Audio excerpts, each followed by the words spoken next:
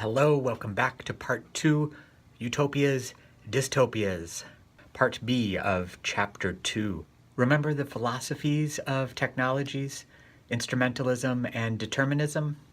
Well, thinking about those deterministic narratives, we can also split into two ways. And one of them is the utopian narrative, which is the world is set up in a certain way to encourage a happy, harmonious society. Or the dystopian narrative, which is something has gone terribly wrong. Perhaps it's due to human nature. Perhaps it's due to the robots taking over the world.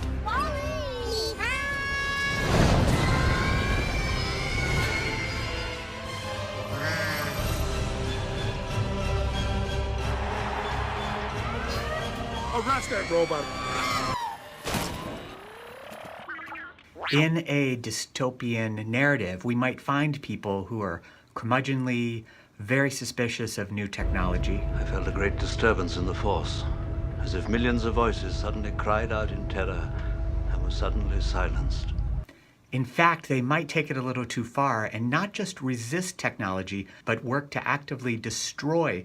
A person who acts like this is called a Luddite, and they're based on a mythical character from history named Ned Ludd, who led a rebellion in 1700s in England, and they worked to destroy knitting frames at a factory because the workers feared that this new technology would result in a loss of their jobs and livelihood. An analysis of the plans provided by Princess Leia has demonstrated a weakness. In this amusing video, The World of Video, VHS versus DVD, the producers, motion graphics collective called Muscle Beaver, produced a video that in many ways mocks Luddites, but it presents a point of view, a deterministic point of view about the dangers of new technologies. And kills the lung of our world, the rainforest. Puppy, look out! And your dog, too.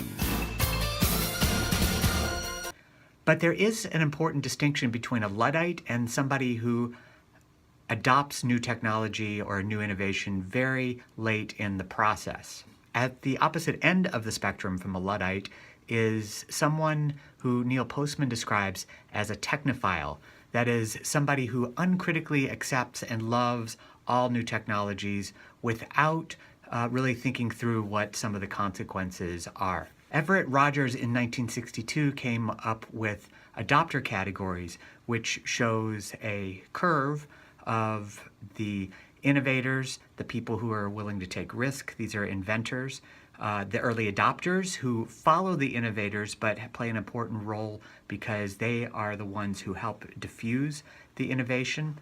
They actually make a logical and well-reasoned decision. The early majority who very much trust the early adopters who have done all the research, and the early majority take a little bit of time and they might need to save up for this thing. They prioritize things differently. The late majority has got conservative values, but they can get on board with it once they see how it works and they see the utility of the new innovation. And a laggard is a person in Rogers' category who is at the very tail end of adopting new innovation. So they will do it when they have to, at the last possible moment. They might not be kicking and screaming, but they might be kicking and screaming. These are people who don't like change and really will only adopt the new technology when basically they have no other choice. Another big piece influencing our value systems is the fear or the uncertainty we face when adopting a new technology. Some of this uncertainty is about subversion of hierarchies. That is, what thing have I come to rely on as an institution that might be turned upside down? Planned obsolescence is a policy developed in the mid-20th century to increase economic growth by basically putting a lifespan on a product so that it would self-destruct after a certain amount of time. Listen to this 10,000 Maniacs song called Planned Obsolescence from 1982. Any modern man can see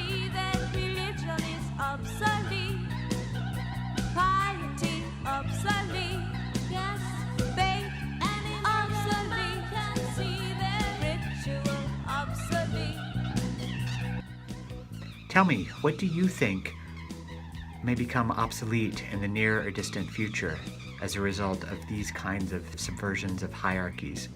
Are there certain essential cultural values, practices, or rules from our present time that we must take care to transmit to our future selves and other human descendants? Let me know.